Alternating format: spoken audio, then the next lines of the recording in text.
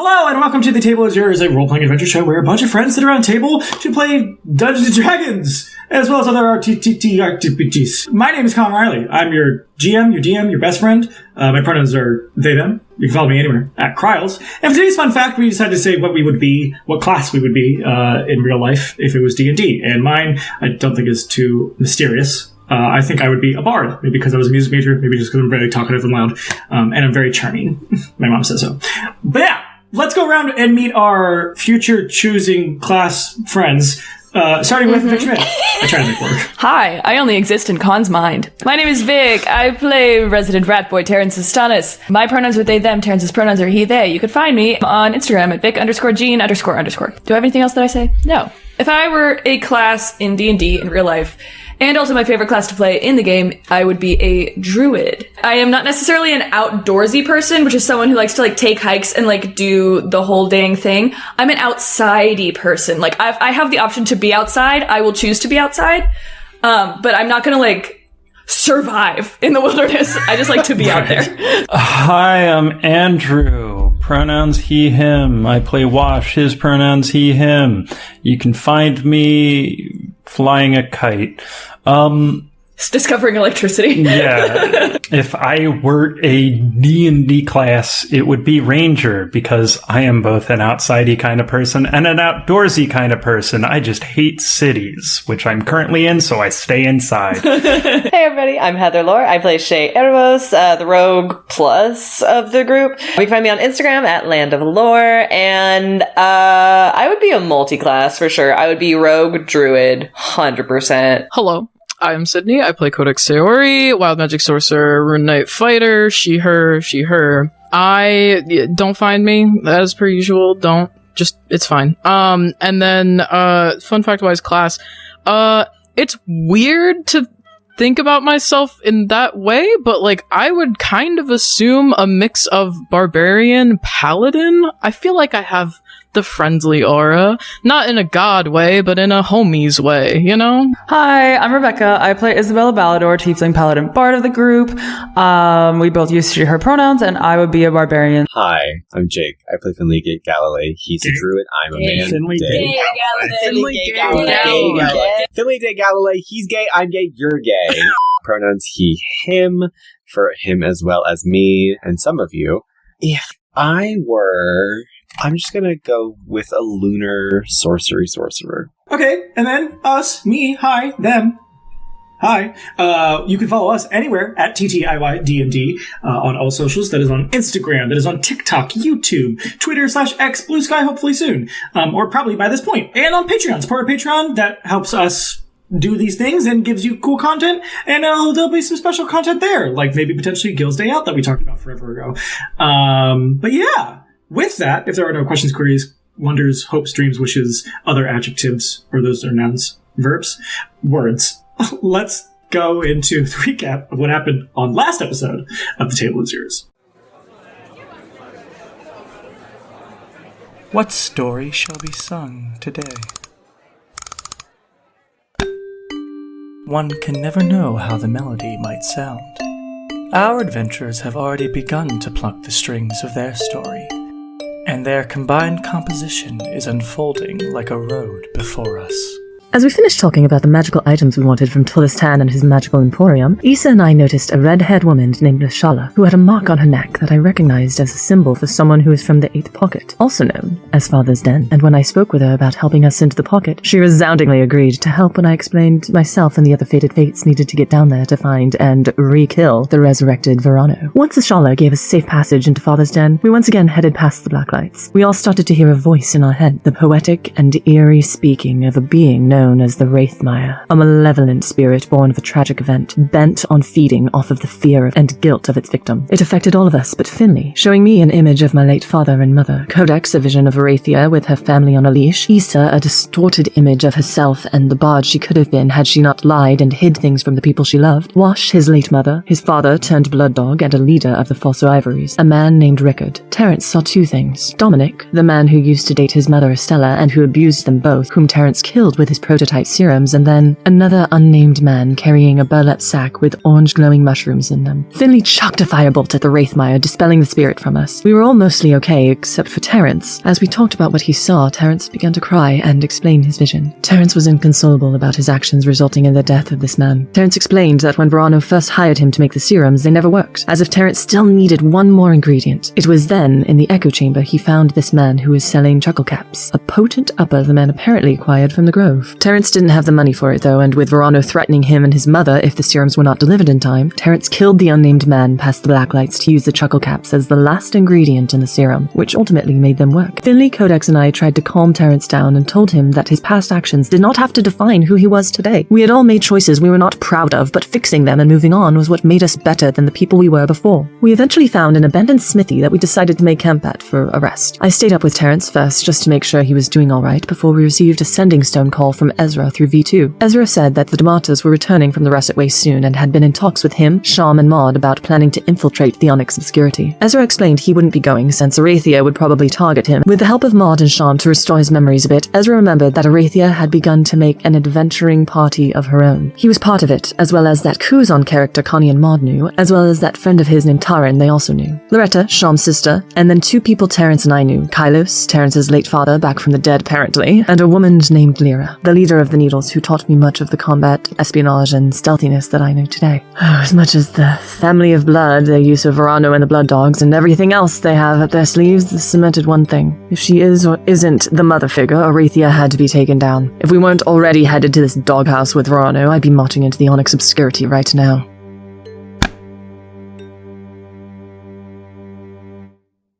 Next on watch list was Codex and Issa. I mean, whenever we get woken up, she's upstairs, she probably, in a horrible way, she picks up the rock that you magic mouthed and moves it from the window so she can sit in the window with her legs dangling out and, like, look outside and just chill. And she's, like, fucking with the Seraphima's gauntlet that she stole. She's had it in her backpack every time we leave the house.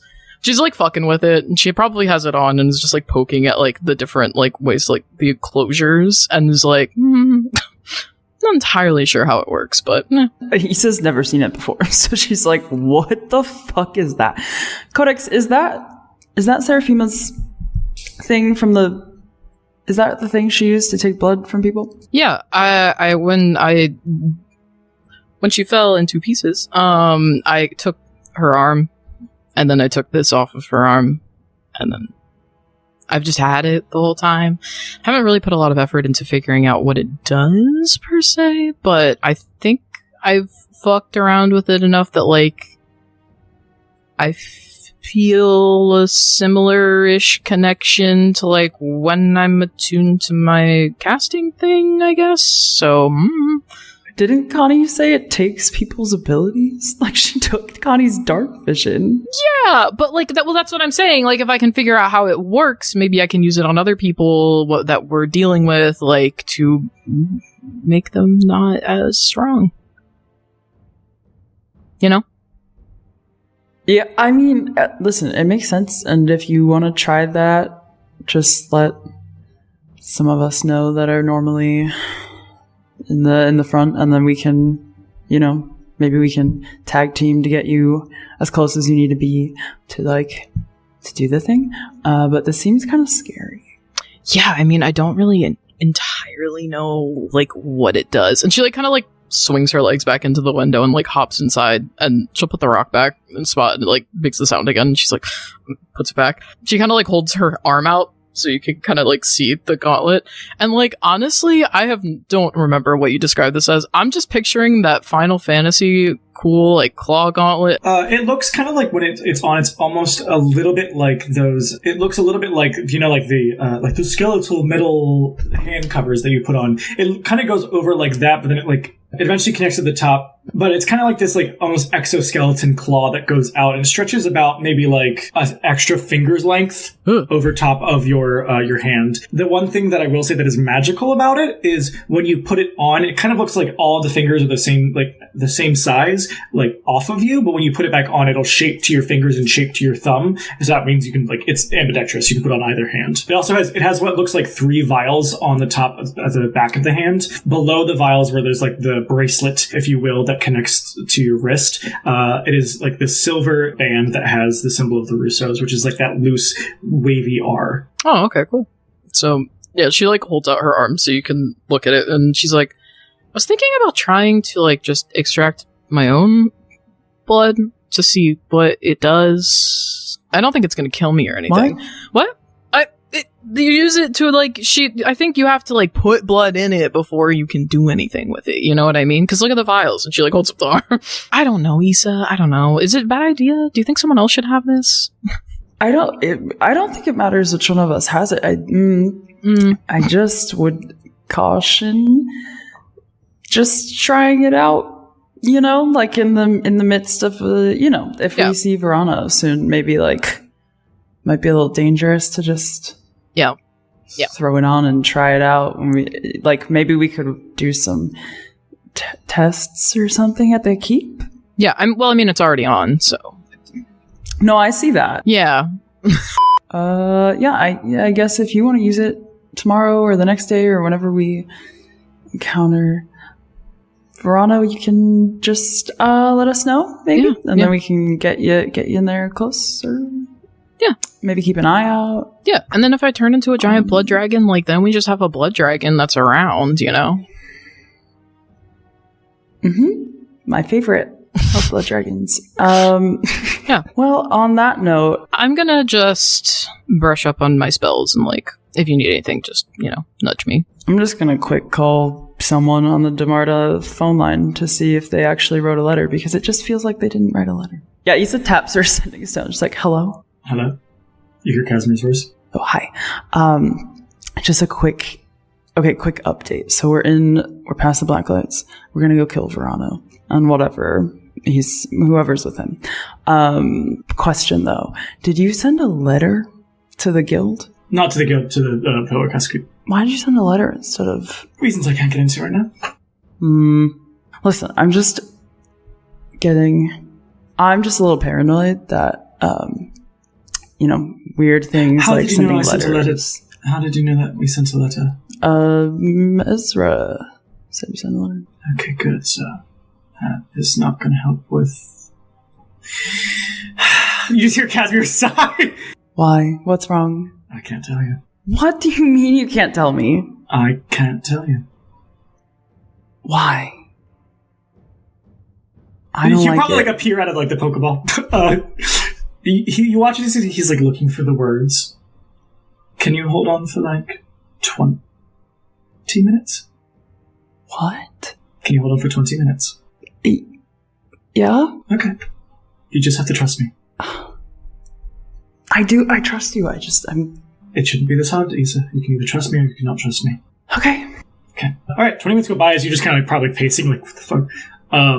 As you feel this like bit of magic kind of like come under your feet as you get teleported somewhere, and you were like in this like ethereal plane. It just looks kind of like the cosmos is all around you in smoke as Casimir then appears. Okay, good. We have a place of quiet that I will not be able to do for a very long time. So I'm using this once and only time for who knows how long, so I can tell you what the fuck's going on. I think you have to throw out all your sending stones. What do you mean? What did they tell you when you go to college about sending stones? Well, I kind of missed that lesson. I missed that. They only contain sending use for 1 day and 25 words. And how many times a day do we talk on it? No, okay. You know how the Russet Waste has ability to amplify types of magic? Yes. Well, my sister, my brother, Sue, Ayasa and Toro, I don't know if you Finley's mentioned them, but his pseudo-parents and Sume's parents, Rush, Willow. We sat down with some people at the Russet Waste who explained they have their own ways of amplifying magic of certain things, as well as knowing them. which made us think about another place that nulls them, and that we must also assume amplifies.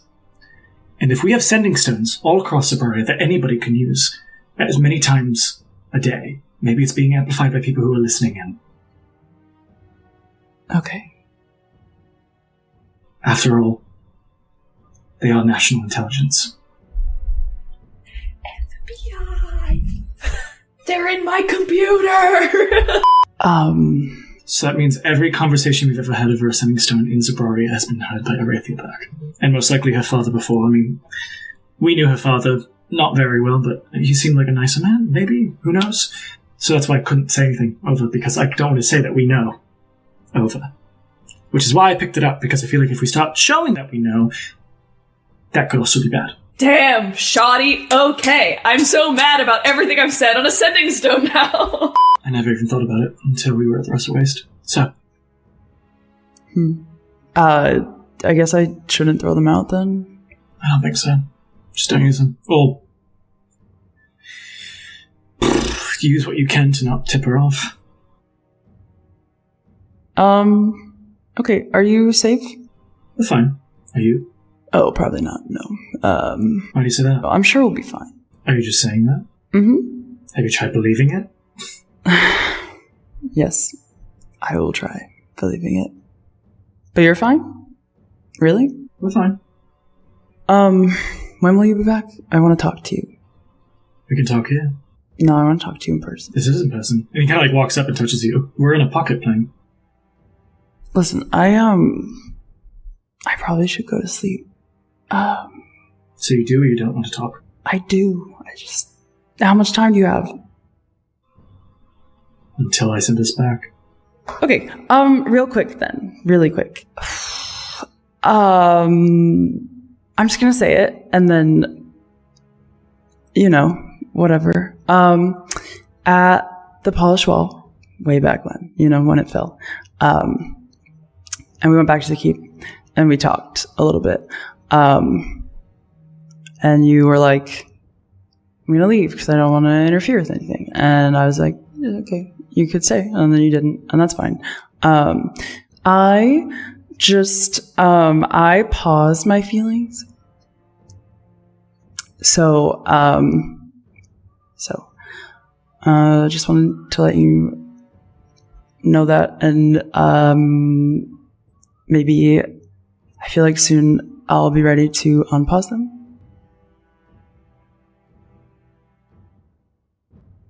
So, that's all I have to say. He kind of like furrows his brow a little confused.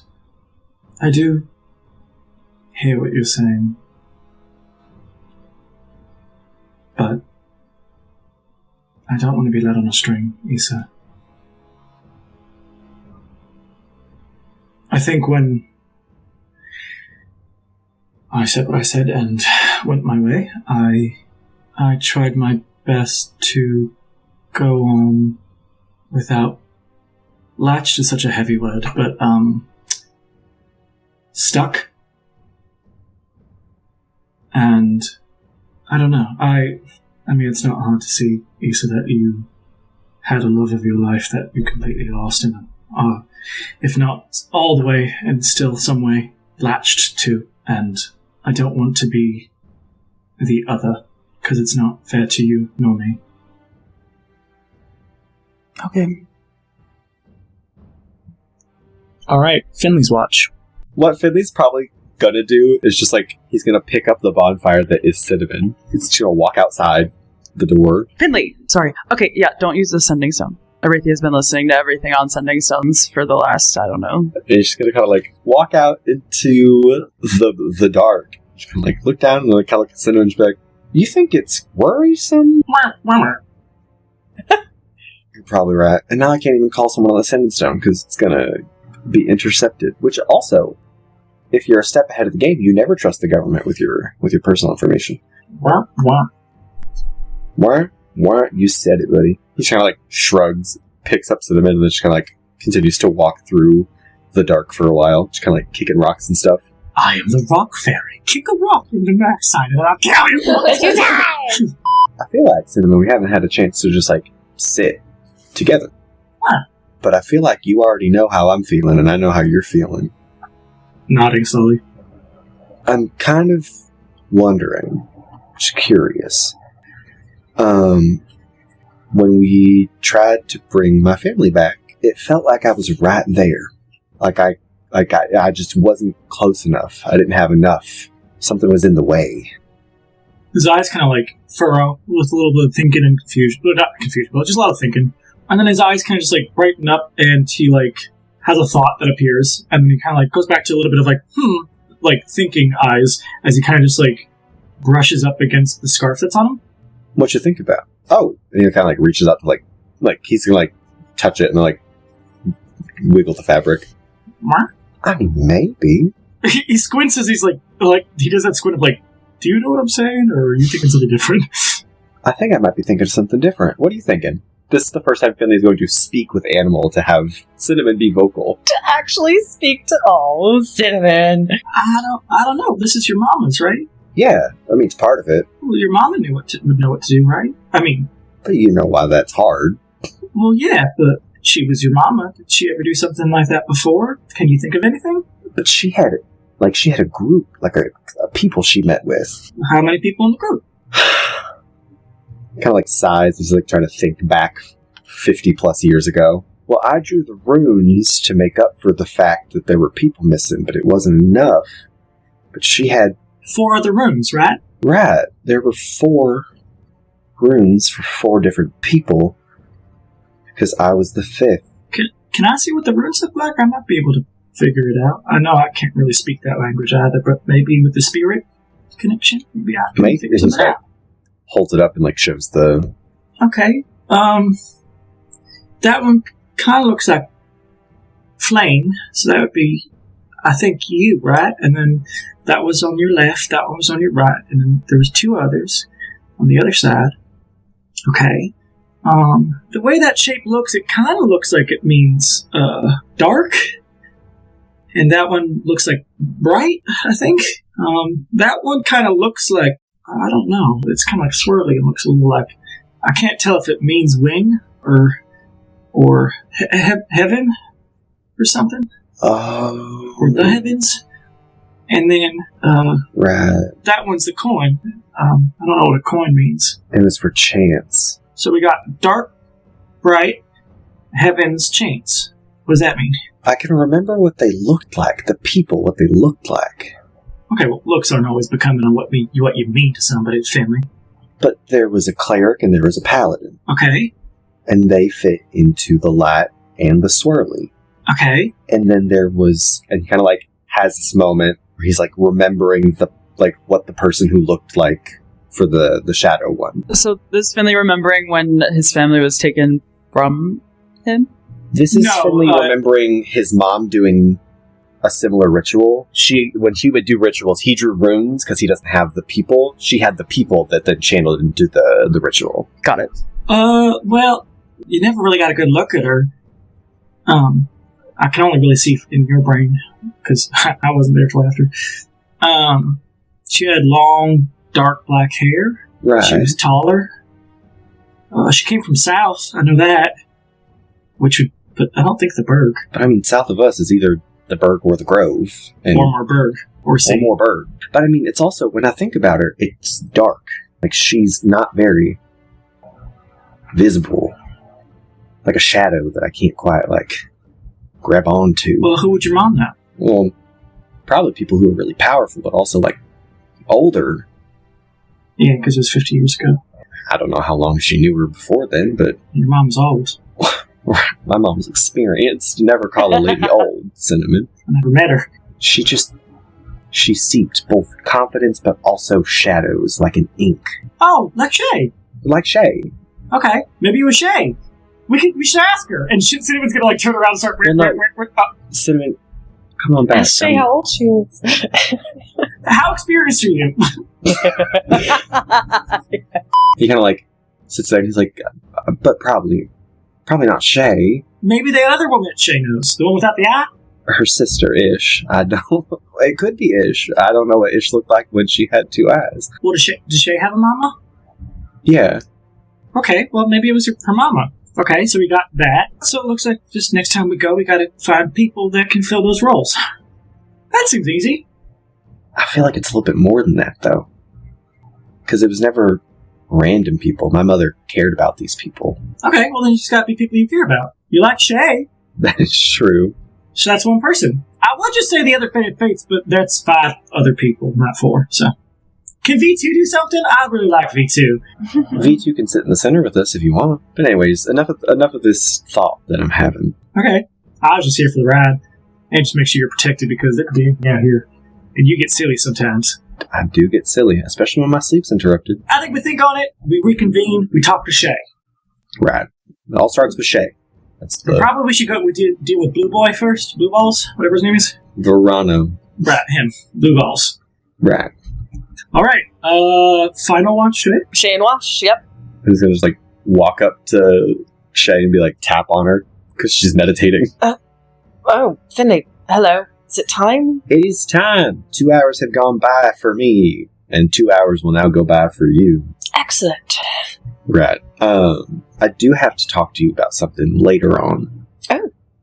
Have a nice watch. Have a nice wash. And then kind of just like, I'm going to go to bed. I'm getting silly. He's just mumbling in her sleep, sending stones. Stuff. hopefully Finley's telling them about the sending stone. He starts to walk away and like steps over Issa, hears sending stone, and goes, by the way, I know you and Wash aren't typically the sending stone conversation people, but let's just avoid using them from now on. On Issa's suggestion. Surprising, I know. Even the ones that she just got for us all to talk to each other? Correct. I'm just gonna assume as Finley settles down, Shay's gonna give Cinnamon a little scritch and then go and like tap Wash. Would you like to join, or do you want to keep sleeping? It's fine. Wash gets up, starts like rolling up his bedroll and putting all this shit together, lights a cigarette, then pulls out his flask. You want any? Sure. She'll take a swig, and from the other hand, she'll like pull out a like game set. Game? Yeah, fuck it. She'll hand the flask back and then they can start playing. So Wash, I know you're not much of a talker. Yep. So how you been holding up?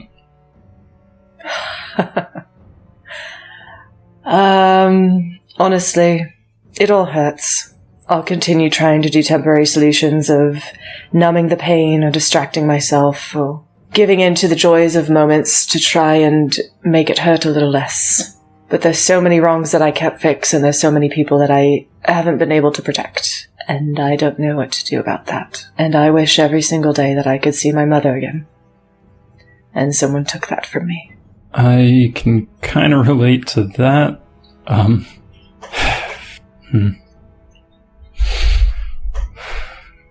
you want to talk about your parents?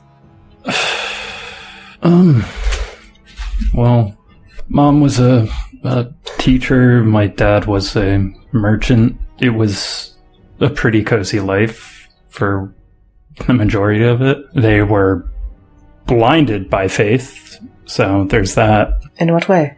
My father apparently put us all at risk because he thought a god would actually protect him. Interesting. Ain't that wild?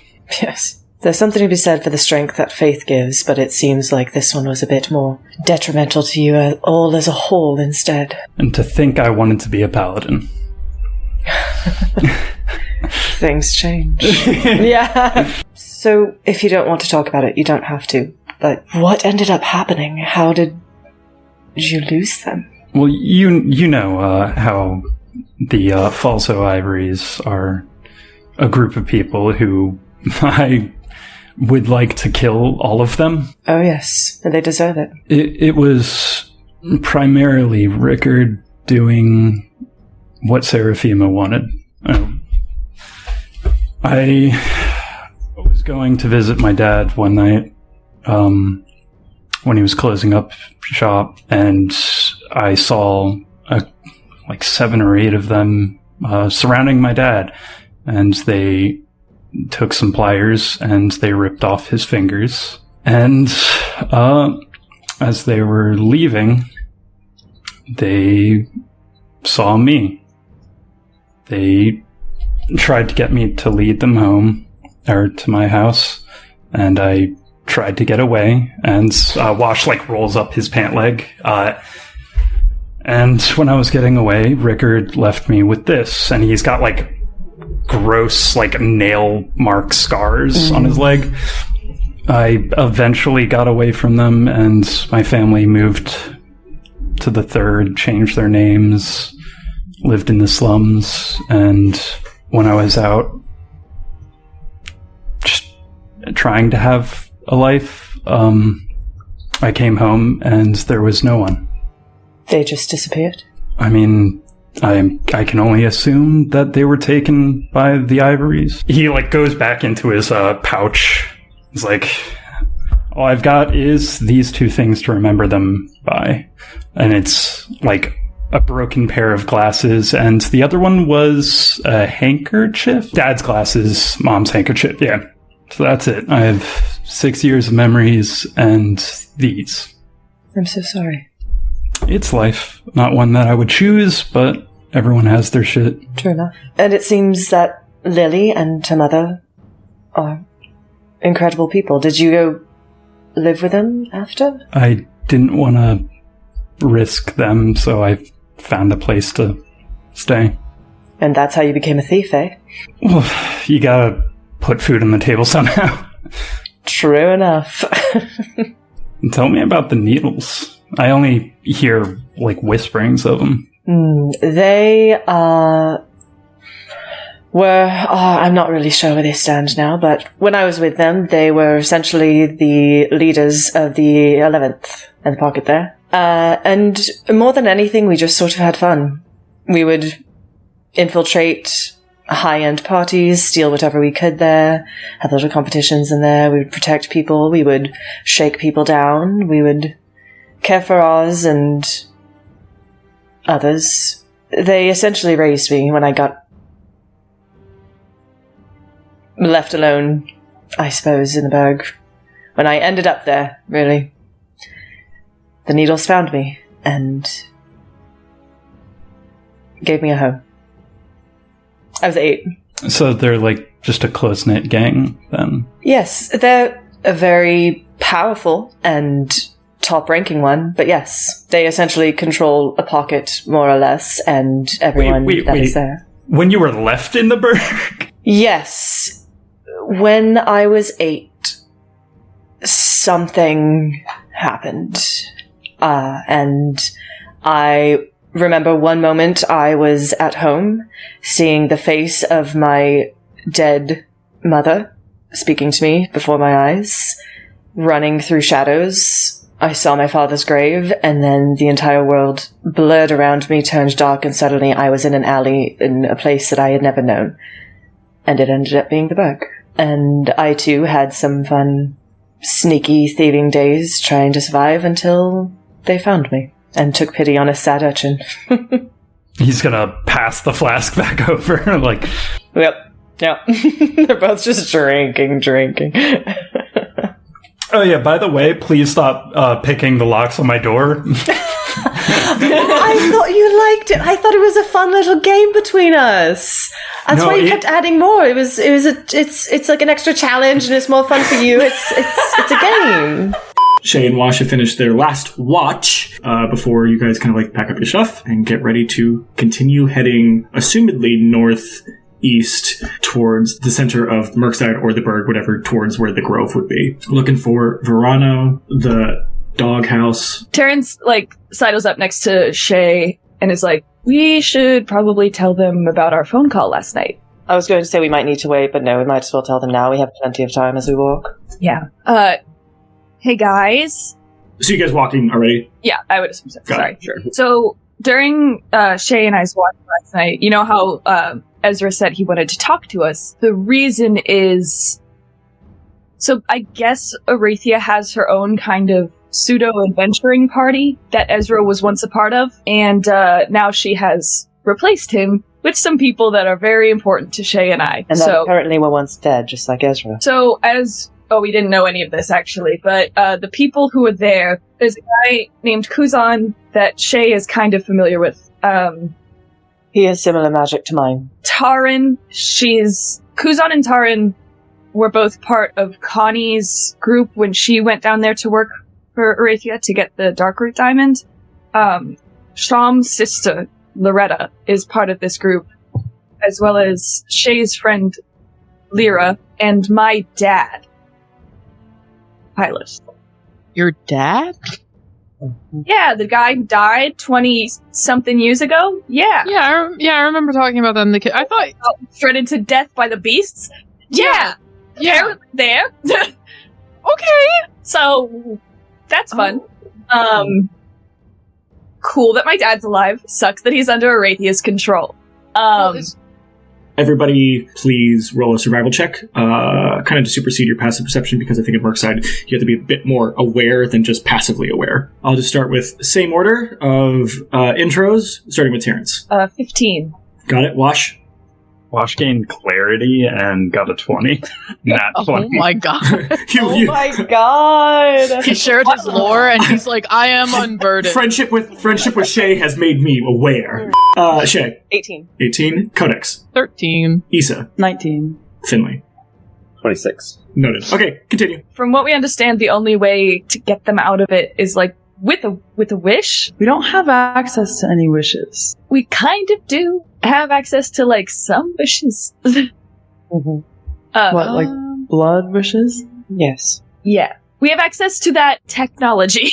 I mean, so if it comes down to like the blood wishes, do you think that like the concentration of power in a person and like their blood is what could boost the wish? Because like Arathia is currently tethered to a god and people have said she's getting stronger, so like do you think just like her blood alone would be good enough to make a wish?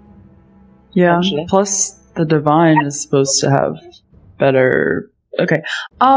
So last night, I checked in with Kaz. I asked if they sent a letter, because it didn't make sense that they sent a letter to the keep, because like sending stones. And eventually he was like, yes, because Arathia is listening to all the sending stones in Zabraria. So just like something to be aware of. I think that we've all shared things on sending stones we shouldn't have shared. So if I happen to disclose the entire plan of us going to the Onyx's Obscurity over the sending stone last night, do you think that's disclose the whole thing? Well, I was talking about blood wishes and the fact that we want to like go in there and get our friends and family back, and also that getting into the Onyx's Obscurity is going to be difficult, and we want to kill Arathia. So all of these things that But I feel like she knows all those things. She already probably knew that. I mean? To be honest, no, she has a timeline, and also the blood wishes. I don't know if she probably knows how to do that, right? Does she know how to do that? She knows how to do that. She taught about stuff. Yeah, I would like more information on all of this, though. I think we should figure out a lot more before we just go in blazing and kill a god or Arathia who is tied to a god or our friends, anything like that. Speaking about going into places before going anywhere blazing, about this time is when you finally see, like, through the fog of Merkside, you see kind of across the way this large wall. Like, luckily, I think, like, there are your ways when you guys are talking, like, you didn't actually have to RP it, but, like, I think with all your survival checks, like, there was moments where it was like shut for a second, and, like, that just happened, and you guys just continued. But you've gotten to a point where now what you see is, like, this, like, large stone wall that kind of, you see, like, it does start to, like, wrap, not like, it's hard because the berg obviously is like huge, but Merkside is smaller than the upper berg and blah blah blah blah blah. But you notice that there's like this large stone wall that kind of starts to wrap around as if it's like encompassing, putting a shell around the grove. You assume there is no like door. You know, there's no like ding ding ding ding. There's a door, but there are a lot of what seem to be the best way to describe it. I know not everyone's going to get it. Is that half circle sewer grate kind of thing. I'm thinking like Helm's Deep, like from Lord of the Rings. But it's something you could maybe like cut or break or go through. It looks dark on the other side. You're assuming there must be some type of tunnel that goes into the other side of the grove. They connect to those rivers, the rivers that you've seen underneath Merkside. All right. Wash, I don't know how well I want to fit through that. Can you use your pocket hole? Oh yeah. You could fit through that. It's not. Like, yeah, but the pocket hole. We just want to use the pocket hole. I just want to use the pocket hole. Also, you've given me a wall. Wash will pull it out of his pocket, unfold it, and like before we get Pocket hole. we Loose pull hole. up. loose hole. I do have a Right, question so we about go- hole mechanics. Yes. Oh my god. What, do you have to remove the hole from the side that you dropped the hole, or can you remove the hole You can from roll the side that you got? it's like an accordion, so like you can Okay. remove it I from just the didn't other know if Wash would have to like crawl back and then like... Yeah, no. I wanted Andrew to pay all of the money that I never get anyone to spend just so he could use it once. It's a double-sided hole, actually. It's a straw. It's like a straw. I Okay, start sprinting. We go through the hole. You guys start going on the pathway on the side of the sewer. Assumedly, probably Wash and Jay are like everybody keep to the walls just in case there's something creepy in there. As you notice when you walk in, the sewers start to go down. So the river comes up from something. Well, that's not how gravity works. Well, that's how the remember too. There was Waterfall also works at the thing. right. There was also the waterfall at the ninth, and also Someone cast you in. Also, this is D&D. This is fantasy, so you know. All right, so you guys keep continuing forward into this open pathways until eventually it seems like it comes along to this large wooden door. It looks wooden. Looks like it's made out of very old, maybe petrified wood, because it looks kind of like stone. It's this double door right in front of you that you can hear muffled talking behind. Surrounding you, there are a couple of those doors in this like divot of the hall, as well as there seems to be like vent grates on the side that that are just kind of like, you don't know if they're there for ventilation reasons or what, but there are like these like very like half a foot by 3, half foot tall, 3 feet wide, kind of barred vents closer to the top of the ceiling. Not exactly, but closer. They got central AC here? That's crazy. It's great. Shit. Terrence pulls everyone into like a huddle. So here's option number 1.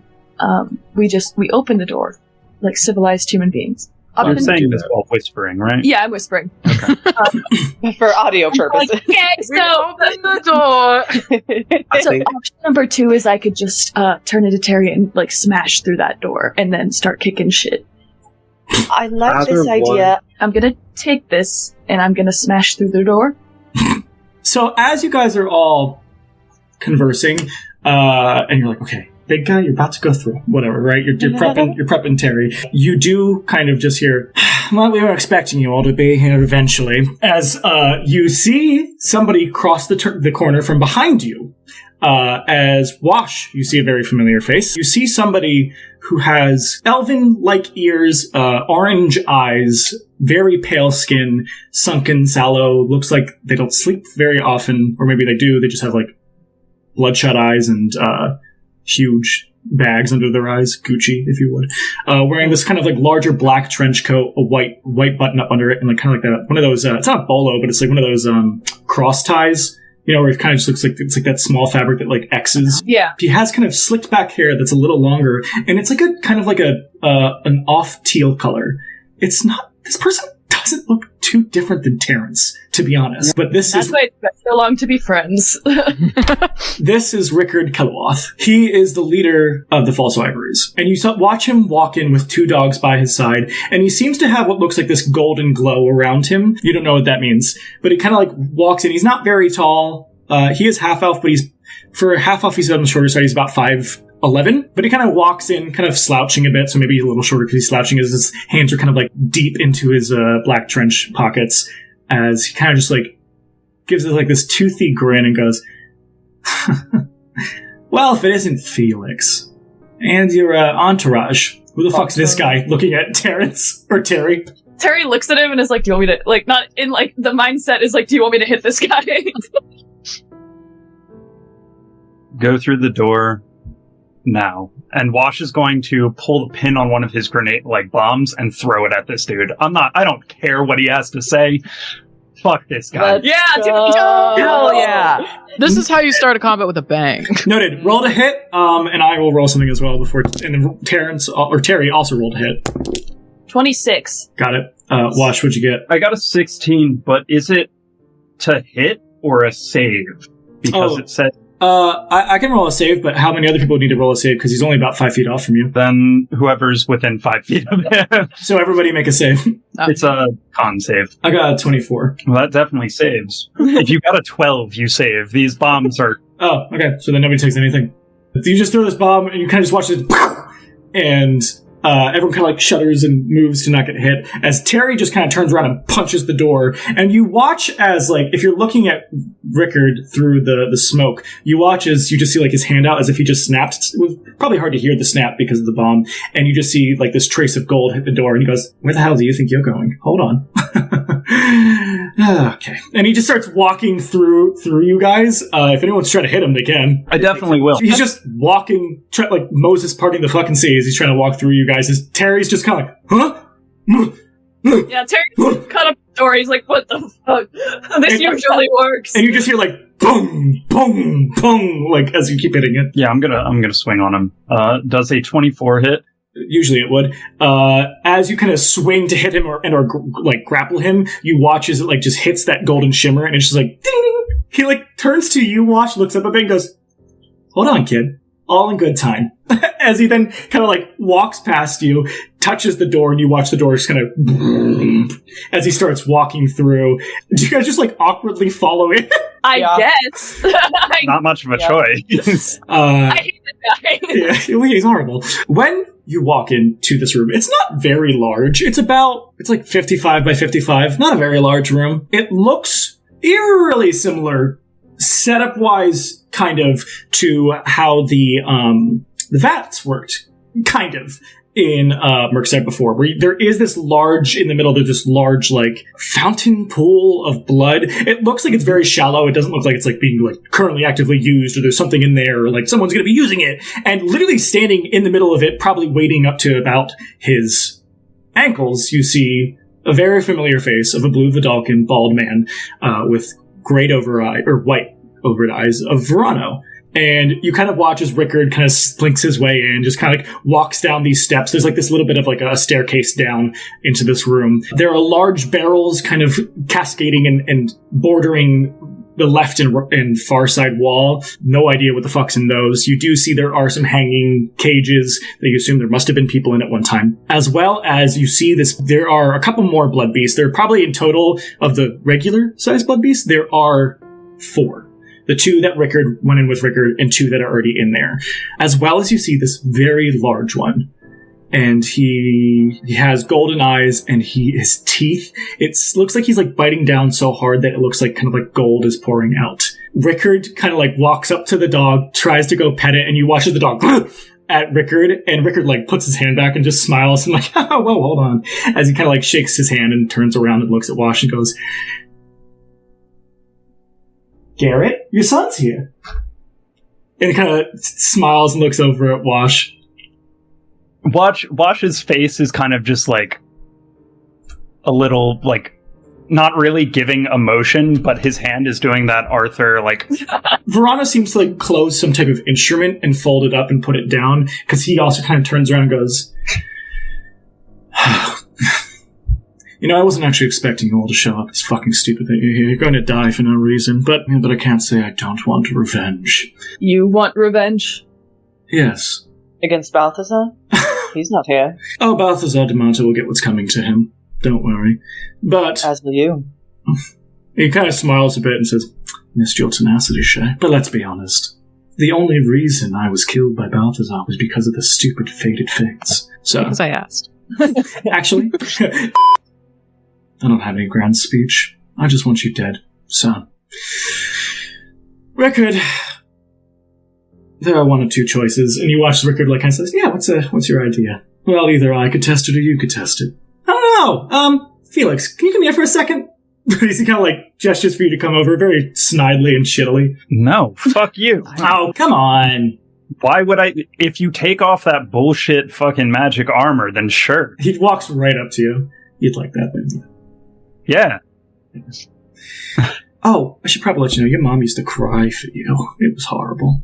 And it's kind of a shame. We probably should have kept her alive because it maybe would have made him more obedient." Pointing at Garrett. She's... Watt has dug his own fingers into his palm, and it's bleeding now. Ugh. "Careful, kid. You're not going to do too well in a fight if you're already bleeding." Oof. Yeesh. Okay, well, here's the thing. And he kind of grabs you by the sides of your head. By the luck of graces and everything else, I'm lucky to still be alive here today. Luckily, these fucking whatever the fuck siblings and the other one, thought it best that I still remain alive after what happened with Seraphim and all that shit. So, I'm counting my blessings, hope you're counting yours. I'm living on borrowed time anyway, so it doesn't matter to me if I turn and rip you to shreds. So, Vorano, I'll volunteer and you can do the other thing. Any last things you'd like to say to me while I can consciously hear it? I'm sure you have a lot of shit to say, but I'm going to take that away from you, because even if you do kill me, and I don't fucking care, because at least you're suffering now and I'm saying it, I won't be able to understand, you fucking clod. So here, say it. And he kind of like, you watch him like open his arms out, like, say what you want to say, punch me if you want to, it won't hurt. When I kill you, no one will remember your existence. He comes back and he grabs your chin. Oh, but Felix, you will. And then he's going to turn around and go up to Vorano.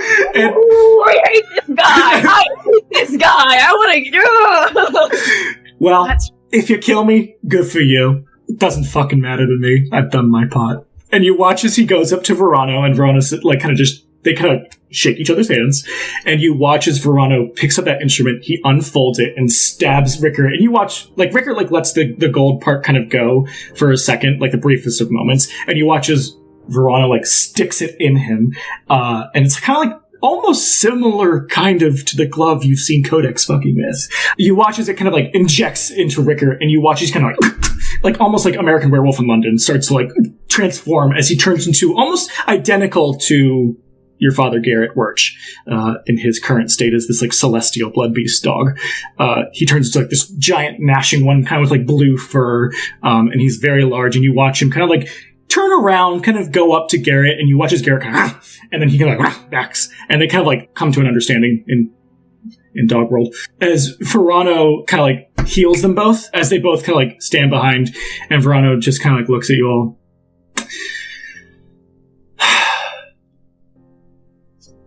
You could walk out now, but I don't really care. Either way, you're going to die. But Terrence, I want to let you know, I did a lot of thinking and researching over the last year and some, and I really think I have perfected your serum. As you watch, he takes what looks like your serum, orange just like yours, but with this glint of gold to it, and probably a little bit of red like ruby. But you watch as he kind of just smirks, downs it, and you watch as Vorano kind of kind of gets taller than Terrence. You're what, 7.5 foot tall, 8.5, whatever, gorilla. Gorilla. You watch as he rises to 10 feet tall. He is full fucking Dorito bodied, and he just goes, I'm going to kill you all. And he talks perfectly. Roll initiative. Okay, 25 to 20. I got 20. I think that was 21. 20 to 15. 19. Where I rolled a 17. 15 to 10. 10. 13. All right, Shay, you're up first. So Verano's in the middle of the pool of blood, basically, right? Correct. He is Giant Vorano. huge. He has a fucking 24 pack. When he gets huge, you just watch as it just bursts off him, very anime style. Fucking Master Roshi. Shay's gonna cast Toll the Dead, because he's in the middle of a bunch of dead people. They need a wisdom save from him. He got a 17.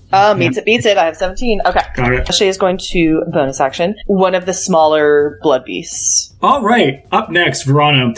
Everybody, please make a wisdom saving throw. Wash, you don't have to roll. Terry. I got a 7. Shay. 21. Save. Isa. 23. Save. Codex. I'm gonna use Tides of Chaos to gain advantage on this roll. 11. 11. Noted. You and Hits. V2 will fail. I have rolled below 10 almost every roll. That's a that I've fail? made in this game. So 10. Finley and Cinnamon. 26 and 20. That makes so much sense for Cinnamon. Okay, so only Codex, Terrence, and V2. Vorano Unleashed is going to be using his frightening presence. Codex, Terrence, and V2, you were all frightened for a minute. Of course, you God can damn it. repeat the saving throw at the end of each of your turns. Boss fights. But you guys are all afraid of Vorano Unleashed. You're going to watch as Vorano kind of takes his hands up and he just kind of chuckles and says, I'm so glad I'm not as stupid as you. Looking at Terrence as he just takes his fists up in the air and he slams it to the ground as he will use ground tremor. Everybody, this causes a huge shockwave. All creatures within 20 feet of his choice need to make a DC 18 dexterity saving throw or be knocked prone. I got a 20. V2 as well? 19. You Wash got a 21. Shay. 23. Codex. 23. Issa. 25. Finley. 18. Got it. So nobody was knocked prone. So he kind of does that, and he kind of like growls, and you just watch as he's gonna go straight up. Let me see. When it doesn't work, Harry looks at him and goes, "And I'm stupid." Oh, okay, yeah. I'm not even going to roll to see if he's going to hit Wash or Issa first, because you say that, and Vorano is going to walk right up to you. Bring it on, buddy. I've been waiting for this one. You watch as, when you say, "Do you think I'm stupid?" He just kind of comes up and he goes, "Yes." And you're going to watch as he takes both fists and he's going to go punch right at you for a melee attack. That's a 15, and then that is a 30, a natural 20. Yeah. I'm gonna do Silvery Barbs because I can give you advantage. So I'll Silvery Barbs the hit. So he has to reroll. Got it. And take the lower number. This is my first roll with this dice too, and I got a 20. God damn it. Was that the new one? Yeah, it's the Demarta dice. All is well. I don't Wild Magic Surge. I actually got a nat 20 on saving that one. The Dimarta. Natural 20 plus 10, 30. No way. Yes! Terrence, you get advantage on your next ability check, attack, or saving throw. All right, and you are going to take 3d10 plus 7 plus 2d8 because he has Hulking Presence, which makes Verano's melee attack deal an extra 2d8 bludgeoning damage. That's evil. Ouch. Huh? Welcome to the... Listen, I wanted to give you weight, so here's some weight to this fight, you know? I'm not even going to double it, so you're just going to... I'm not going to double because you're going to take half, right? Yeah. Unless we want to know the fun stat. Nah. So then you will take 28. Okay. All right, that is Verano's turn. And he kind of, like, you watch as he just for fun, you're not actually grappled, but just for fun and flavor. Put some fun and flavor into what's going on. He's going to, like, punch you, and then he's going to, like, grab you by the neck, and he's just holding you by the neck. But he's not actually grappling you, but for the fun dramatics, he's holding you by the neck, and he goes, "You fucking imbecile." It's Issa's turn. I'm going to just... Can I get to record? I'm gonna just kind of vibe over to record. She's gonna take 2 swings back to back. First one's a 24. Got it. Nice. Second one's a 16. 16 will hit. Cool. Okay, I'm gonna Divine Smite on the first one. So 4th level Divine Smite on the first hit. Yeah, I was like, what do I have to, like, really hit Wash? That last line was so good. Oh, but Wash, you'll always remember me. Yeah. I really teed you up on that one.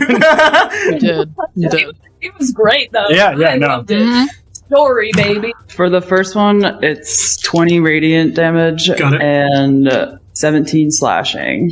Got So it. 37. Got it. And then the second one is just a nice little 9 slashing. Got it. Yeah, you watch as she kind of starts beating on Rickard, and you just watch as he's kind of backed up against those barrels, so he's like, and he starts snarling and prepping to hit her. Terry with V2 on deck, and then Finley and Cinnamon, obviously. He's gonna hit Vorano a couple times. You have advantage on your first hit. Oh, I do. Reminder. Okay, so for the first hit, that is a 23. That'll hit. Can he make a con save? 17. Damn, he made it. Okay, 17 damage, and then I'm going to hit him again. 24 for the second, and then can he make another con save? 18 plus 5. 23. Okay. It's fine. He still takes half, which is good enough. We're chipping away at him. Can you calculate the full damage for me? Like, the full damage he would take? Because I have to do the same thing you do. Yes. Because remember...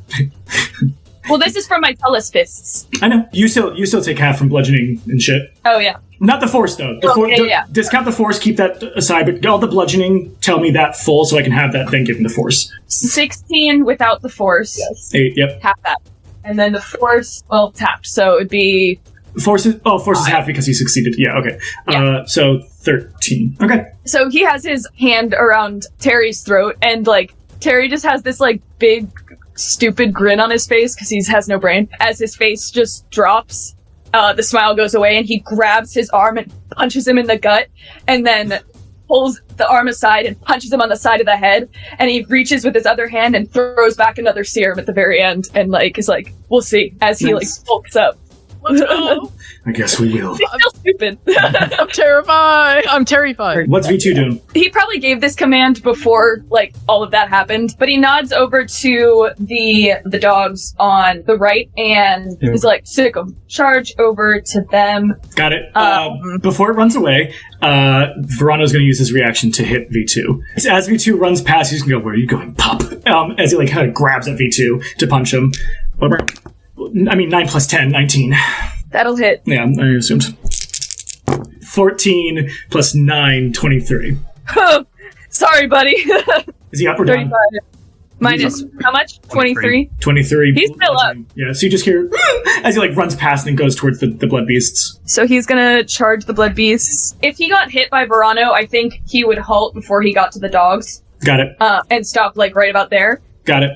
Terry will nod, tell him to sick him. Vorano will hit him, and then he will kind of skitter to a halt just before he gets to the dogs and repair himself before the dogs can get to him and before he can do anything there. Yeah, you watch as the metal sheeting around him kind of it's almost when you undent, because you can, some dents in a car, you can kind of pop out. Mm-hmm. You watch it, yeah. He blows his thumb and he inflates. But no, you watch he pops out his own dents as he starts kind of repair himself and kind of is resetting, if you will. All right, Finn and Sin, what's going on? So Finley's just kind of watching everybody move, and then he's going to see V2 run off and get punched and then stop and heal himself. And he's just going to be like, Cinnamon, duck hunt, and just point over to V2 so that Cinnamon will tag along with. Does this canonically prove that duck hunt exists in this world? Yeah, because of them. And then he's going to cut through Codex and Terry, go in between them, and then run towards Shay. And then he's only going to go 15 feet. And then cast Wall of Fire. Got it. And it's going to start from Shay's right and then diagonally cut through Garrett. The wall's facing away from Shay. Understood. The dog that it crossed through needs to make a dex save. 14. That is a fail. Okay, well, I would never be mean to a dog like that, but whatever. It's just honestly. I love These are blood beasts. It's different. 32 fire damage. Nice. Okay, this blood beast is not looking good for the other blood beast and Garrett. Oh, yes. Well, critical fail on it too, so. Okay. Nice. So Hell yeah. both fail, one critically so they take 32. And then you hear as that like 3 dogs just kind of as they're getting hit by the flames and crumbling of flames. Garrett's turn. Do they get damage at the start of their turn from wall of fire? Only if they end it there and go through it. Or go through it. Yeah. Got it. Well, he's going to go through it, so. He will have to. How's a 21? That does succeed. So he's going to take half. Got it. 16 fire damage. Got it. And that's already halved from the 32 that it was again. All right. So, you watch as Garrett kind of jumps through the wall of fire. You watch as he just kind of oh! As you just see this aura of light kind of come from him 10 feet out, which means circle time. This bit was missing? Circles. You watch as it seems to celestially heal everybody that is an ally of Garrett. You watch as he kind of roars and he plants his feet in the ground as you just see this burst of light come from him. Every enemy within 15 feet. Wash, Finley, Shay, and Issa. Please, everybody make a Constitution saving throw. Wash. 25. Makes it. Shay. 12. Fails. Issa. 13. Fails. Finley. 18. Success. So, Wash, you will take a half of the half because it's radiant damage. Shay and Issa, you'll take full. Finley, you'll take half. 6d6. 66, you said? So I take 33. It's the same fucking tango number every time I do things. So I'm no, 6d6. Okay, we'll stop rolling 66 and we'll stop at 66. No, okay. 10, 14, 18. 9. It also affects Codex too. Wait, no. I just One singular beam of light. Okay, 10, 14, 18, 21, 26 in full. So, Wash, you will take 6. Finley, you'll take 13. Shaney, so you'll take 26 radiant damage. 3 multi-attacks, or 3 attacks in his multi-attack, but I just used 2 to do this. He's going to bite Issa because you're the closest and he doesn't want to get hit. 18 to hit. No! Yes! Let's go! You watch as his entire mouth kind of jaws onto your shoulder, but just dents into your breastplate. You can feel the piercing of the tooth into your breastplate as you're pushing him off. And that's Garrett's turn. Codex. Just gonna move to her left 15 feet, just to give herself some space to work with here. And she is going to cast Haste and Twin Spell it at Terry and Wash. And she basically rubs her hands together and then opens up and claps, and it's just this thunder clap that goes out and hits both of you, and you feel this surge of like just adrenaline hits you. So for the next minute, your speed is doubled. You gain a +2 to your AC. You have advantage on dexterity saving throws. And you gain an additional action on each of your turns. The action can only be used to take the attack, one weapon attack only, dash, disengage, hide, or use object. So I'm going to cast that. That is a 3rd level spell slot. I'm going to... And your turn's not Wild Magic Surge. Mm-hmm. And then as a bonus action, as she like pulls her hands back, she's going to just like smash, like hit them against her chest and use Bear's Might. Mm-hmm. So she gets the big pink bear aura, and it just kind of like rips out of her and just gives this like roar of like anger. So now I become large. This also lasts for a minute, so I will be tracking both of those timers for as long as I have them active. Sent that out and it was just like, I got you guys, and is chilling in there. Got it. Awesome. Thank you. All right. Wash, we're skipping your turn because I don't like it. No, just kidding. No, Wash, your turn. Wash, now, like, after everyone has done everything, is kind of just standing there, still looking at Rickard. He's going to relax his gripped hand, and his veins are going to start, like, popping out a bit as he goes into a rage. And he's going to sprint over to Rickard, enter his Radiant Consumption as he's passing. Garrett will get an opportunity attack. That's fine. Use my reaction to, what is it called? Check hook. Yes. Okay. Not now, Dad. I found my new Codex dice for next campaign. Relax! Hit Garrett. Here's the weird thing. It does, but I can deflect you as Garrett. Gotcha. For me, it was a natural 20 plus 8. So 28. Yep, that'll fucking hit. You'll watch as you try to like deflect him back. Like, I'll just, for liberties, unless you're like, no, I'll say you probably like, you're so used to like just hearing all the carnage noises of dogs, the gnashing of teeth and, you know, barking and shit. You're kind of just like not paying attention. When you hear behind you, you're getting ready to turn and hit as you kind of just like probably you stop because it's like your dad, you know? I think Luff was just going to like not pay attention, like try to backhand, but then like he like looks over a bit and then stops. Yeah, you probably see his eyes, which look similar. As those eyes have no meaning towards, even though they have meaning for you, have no meaning towards you, as he will go into bite at you. All right, 3d8, 7, 14, 7, 14, 28, 20, 30, 35 piercing damage as he just it is halved. Okay, yep, that's true. So then 17. Rickard's going to take 6 as I enter his area. And then I'm going to fucking punch him in the snoot. Got it. All right, what'd you roll to hit good old Rickard? It's a nat 1. Yeah. No! I'll say just being like kind of like scathed by your dad as you turn to try to hit Rickard. It just kind of like, you just watch as like Rickard just grabs onto your wrist. He's like gnawing down on your wrist as you're like trying to get out. All right, Bloodbeast's turn. Jesus. No thanks. Yeah. Still getting The beast that just jumped through the fire has to make another. They both. Does the one that was on it have to? It was already existing inside of it. Nice. 11. It's Dex, right? Yes. 13. Fail. Okay. Failure. I'll roll that damage while you continue. Okay.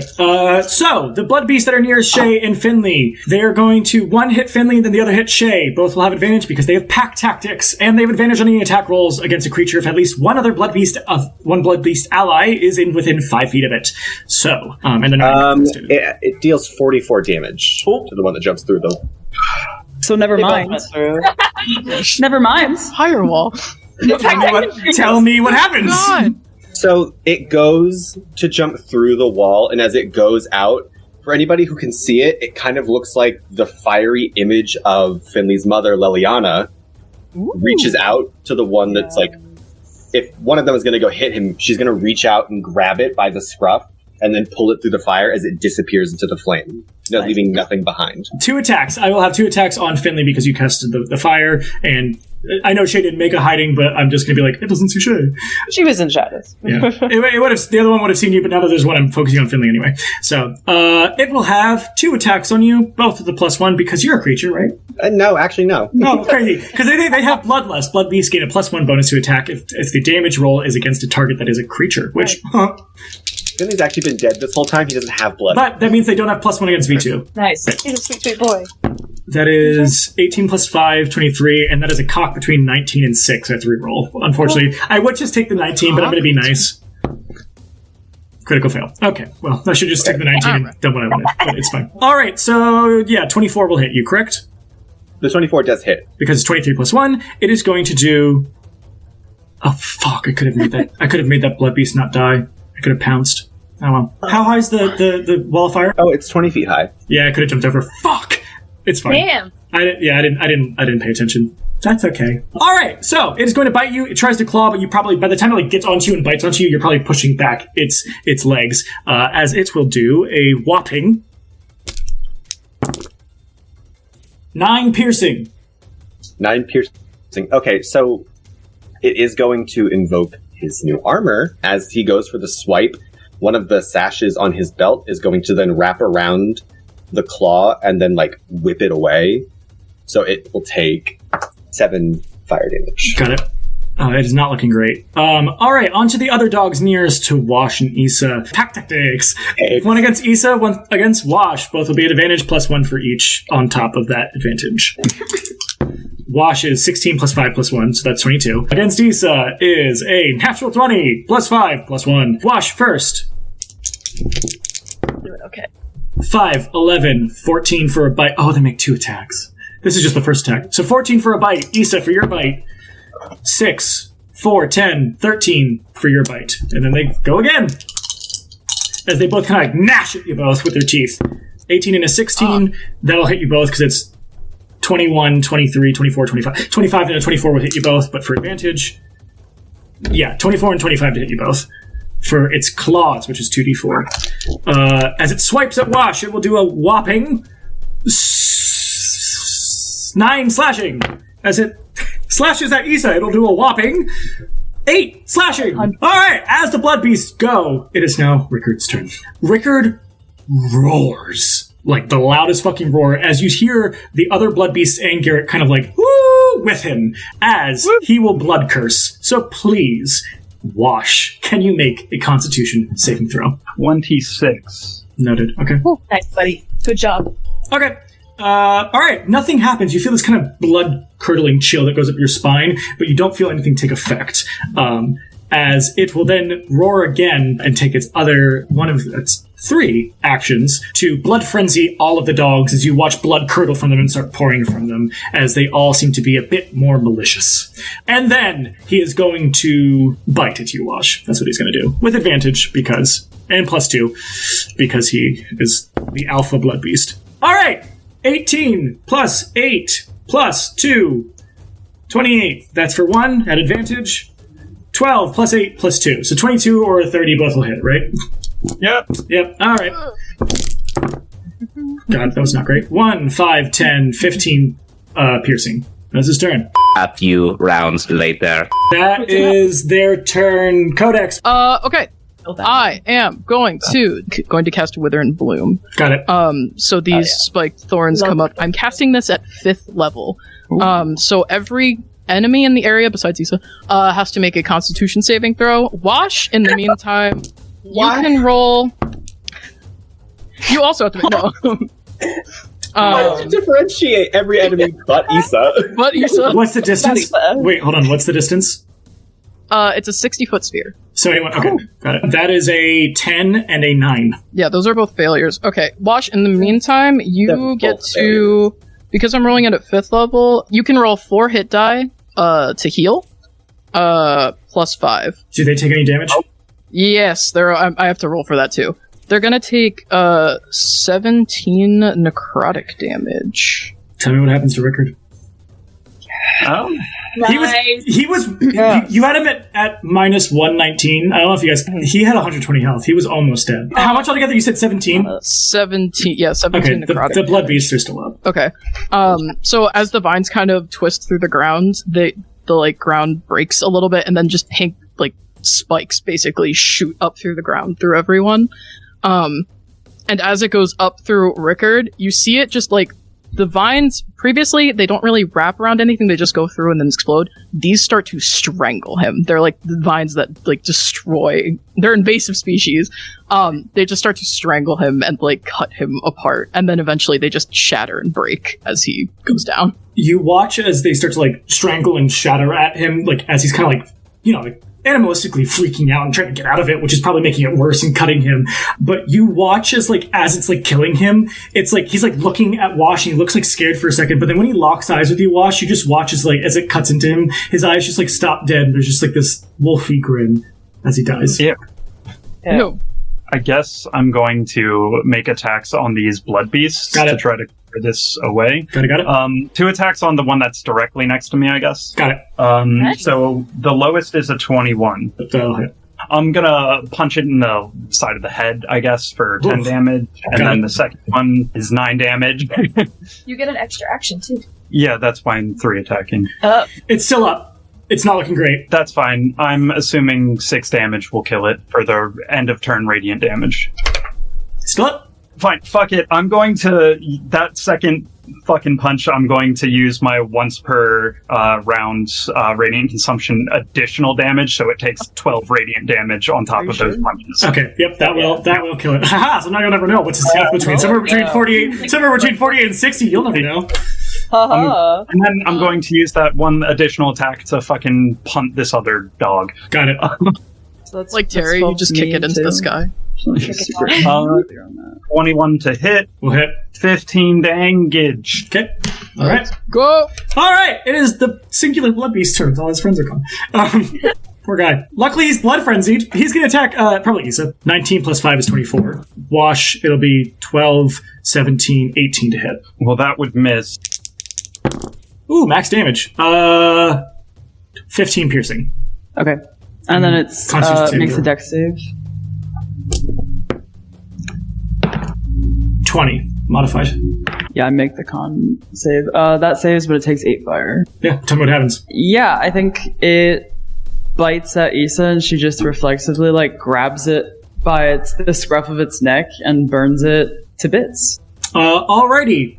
Tap the round, Shay. Shay is going to stick the knife in his butt. Yeah, she's gonna summon her parents' weapons and try to stab him in the back. First one is a 21 to hit. Will hit. Second is a nat 20. Nice, okay. Let's go! Alright, let's see here. Now, I do get sneak attack too. Does that... Yep. I don't... If you roll the dice for your sneak attack on whichever one you're doing it with, and then just double all the dice that you roll, and then add the same number that you add, but double the dice number. The first one that does not have the sneak attack on it does 8 damage. Got it. And then second one is... Oh, this is going to be a lot. Hang on. That's okay. Just do girl math. You're hot. Say whatever number you want. No. 31, just base. And then for sneak attack, 22 sneak attack. Sorry, that's just bit. So 44 sneak attack. Holy shit. Yeah. Tell me what happens. Yes. Okay, so this fucker just hurt a bunch of us. He just jumped over and basically jumped into Shay's face and hurt all of her friends around her. So summons her parents' blades because she likes to have a little bit of a connection with them and it's a visual sort of thing, and it grounds her. First one jabs into his back and doesn't do a lot, but then she's like, alright, fine, Dad, help me with this one. Jams it into like his kidney area. Yeah. And as she jams it in, a bunch of shadows and green magical energy just explodes from it and wraps around him and almost like pulls his life force out of him. You watch as Vorano falls to the ground, still huge, as it's his turn. And you watch as bubbling from the surge from his serum, you assume, that was in him, knocks him back up with 30 more health. But he's on the ground? He is on the ground, but it's his turn. And... he is going to use half his movement to get up, and then he's going to do something very similar to what Codex can do, as he uses Leaping Bound to jump up to 100 feet without invoking opportunity. He is going to jump over here between Wash and Issa, and he is going to... Odds or evens, you two? Evens. I guess I'm up. 14. He's going to pick up Issa. Oh my god. I have to make a grapple check against you. That's a 24 grapple check if you want to try to contest. He's gonna beat Wash with Issa. Oh, God. 22? That'll fail. 24. He picks Issa up by her head, by the horns. And, probably by a horn, as he's going to take her and he's going to swing her at Wash, and you guys will both take this damage, as long as I hit.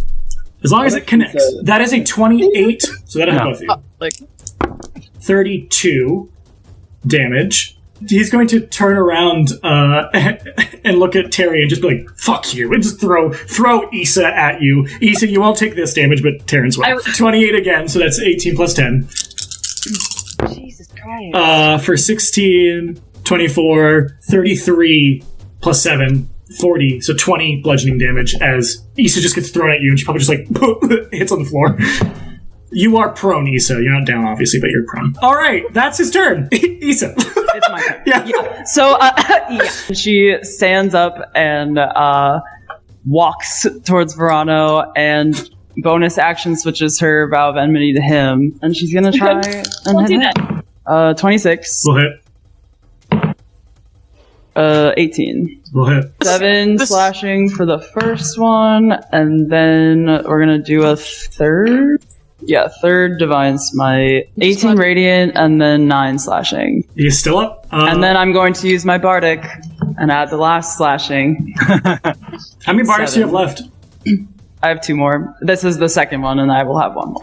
All right, tell me what happens. Mm-hmm. You watch as Shay fucking, stab, and, Vorano, falls down. You watch as then, that orange glow of the serum kind of pulses through him again. And it's the thing is, Terry, maybe you won't pick this up, but once you're Terran skin, you might. It's your serum, but perfected. It's your serum. Because I'm gonna take some. I'm gonna take, if I can find some. You're gonna need to be able to find it, but somebody knows how to perfect it.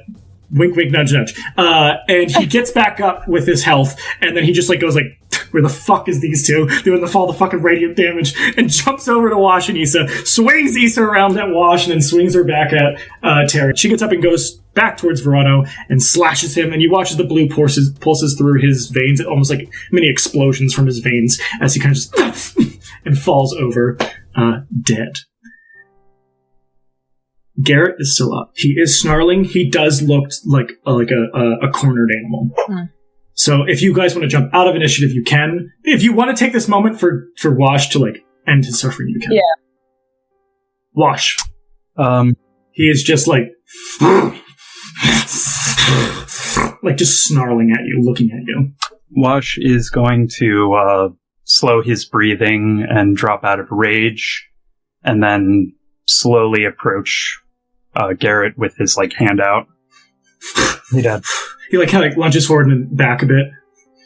Hey, Dad. Are you there?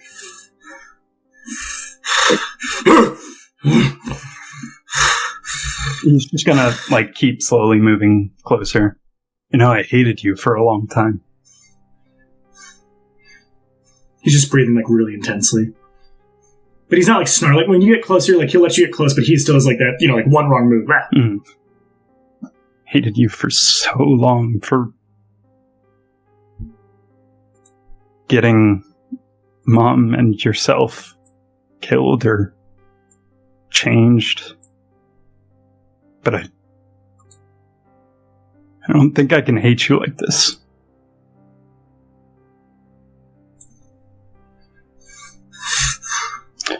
He's going to put his hands next to Garrett's face, say hi to Mom for me, and he's going to desperate action radiant through the hands so it's burning. He was crying and now it's gold, bleeding with gold, and he's just going to hold both sides of his face and try to burn through them. Okay. While this is happening, Shay, can you make a perception check, please? Go ahead. I just rolled another nat 20. Jesus Christ. 26. Got it. Yeah, as your hands are burning, Wash, it just kind of like, the snarling kind of stops as it just kind of, like, dies down, and he just gets quiet, and his eyes just kind of get still as they just close, and you just lets you have it. And for everybody else, I'm just going to assume you're all on the other side of Garrett as you watch the body kind of slump over and Wash just, like, standing there. Wash will drop down to his knees. Yeah, probably shaking with your hands, like, covered in gold, like burning gold.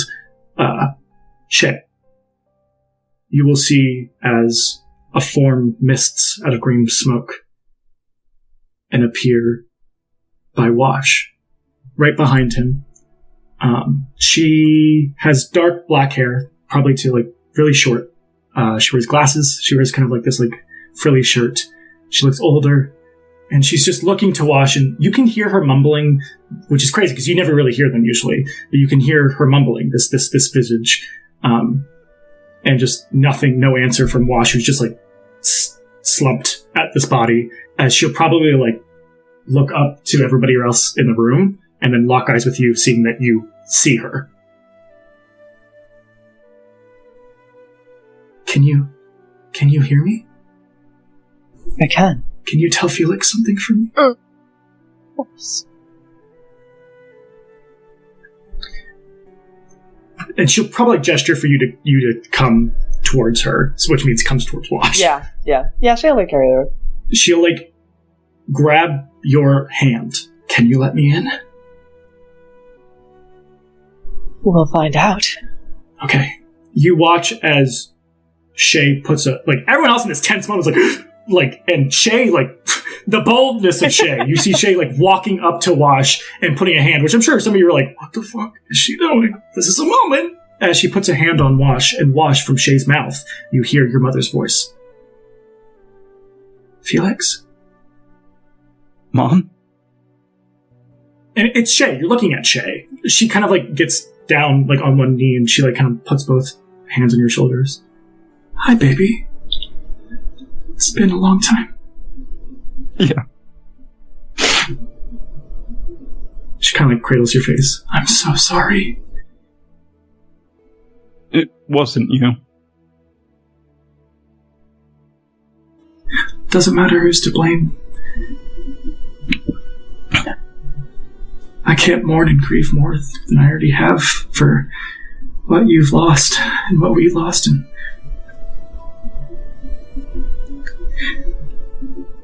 I've been watching over your father for a long time, but I've also been watching over you, baby. And she kind of grabs your chin. I know that everything that happened can never be changed. It is irrevocably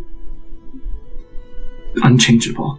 But you're still that special boy, okay? And I, as I'm sure your father, are so proud of you.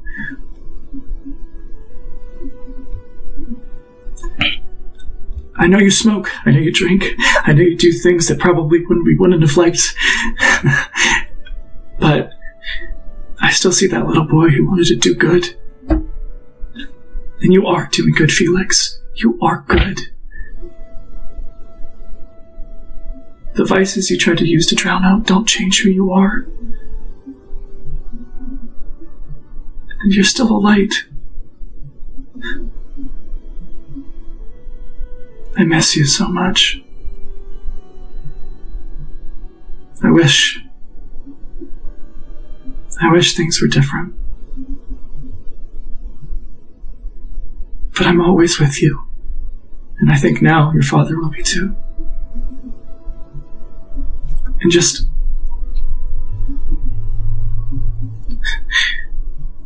as a mother watching her son suffer for so long, if I can ask anything, which might not be fair, I just ask maybe, trust that you're on the right path and you have the resilience to continue going, despite everything. He's gonna slowly nod as the radiant light slowly dims and disappears. You've carried so many burdens that would break many, but here you are. Good people, heroes, soldiers like you wanted to be, whatever. The storybooks you used to love, they're not defined by the absence of pain, but by the courage to face it. And everybody hears this, by the way, because Shay's saying it out loud. Have compassion. And know we're always here for you. Right beside you. When you feel the glow of warmth, that's me. That's your dad. And cherish every moment. Don't let the suffering weigh you down. You have so many good things to look forward to. I don't want to see you suffer. And I'm sorry our choices made you suffer. Hold on to the love that surrounds you. And know ours is always here for you. As she kisses your forehead. And then she kind of like comes out of you, Shay, and just kind of like thanks you as you watch. She just stands there above Wash, and you kind of watch this, like, eventually you'll see this man with like kind of like something with the Paul Revere hair, with brown Paul Revere hair, kind of like approach out of the mist, mist, and they'll both put a hand on Wash's shoulder as they kind of like dissipate into gold and almost like not melt, but like, you know, like snowflake confetti onto him. Oh.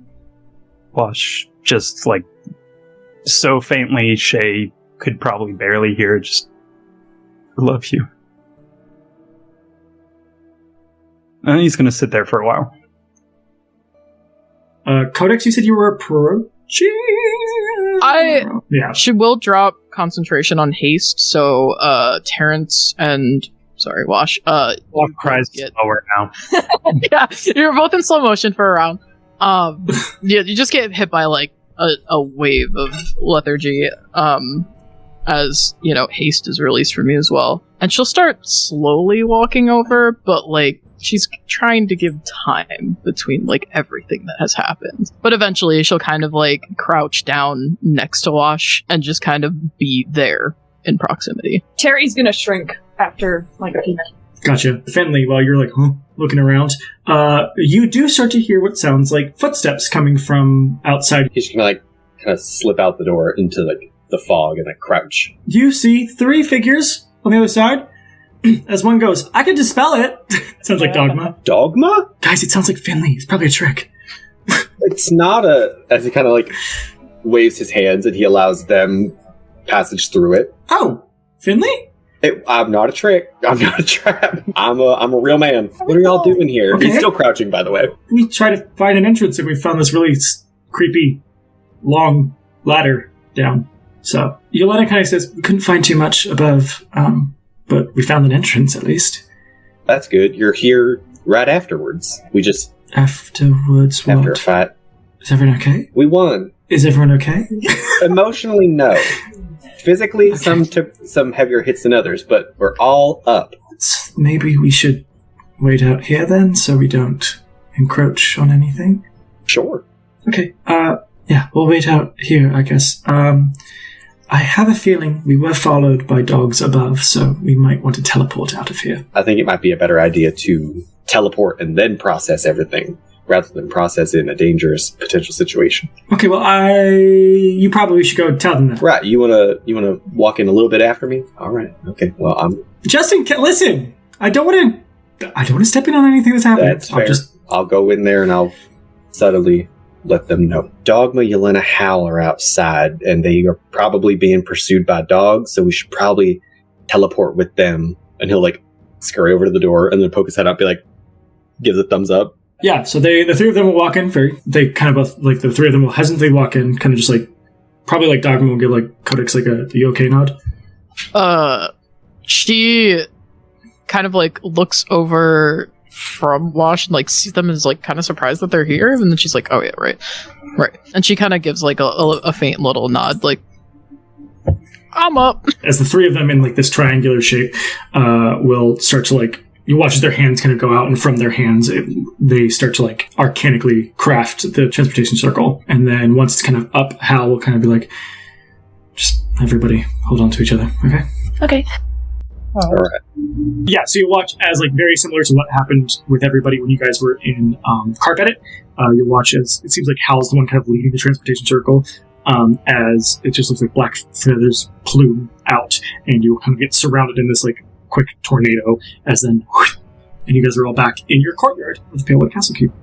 As soon as we land back in the courtyard, Shay's gonna go give Hal just like a big hug and just sit there like hugging him for a good beat. Hal hugs back and he hugs tight. Aww. Once we're there and like stable, in huge air quotes, like the teleportation circle is complete, whatever, Codex is gonna kinda like lean over to Wash and be like, where do you wanna go? I can take you. I would like to sleep.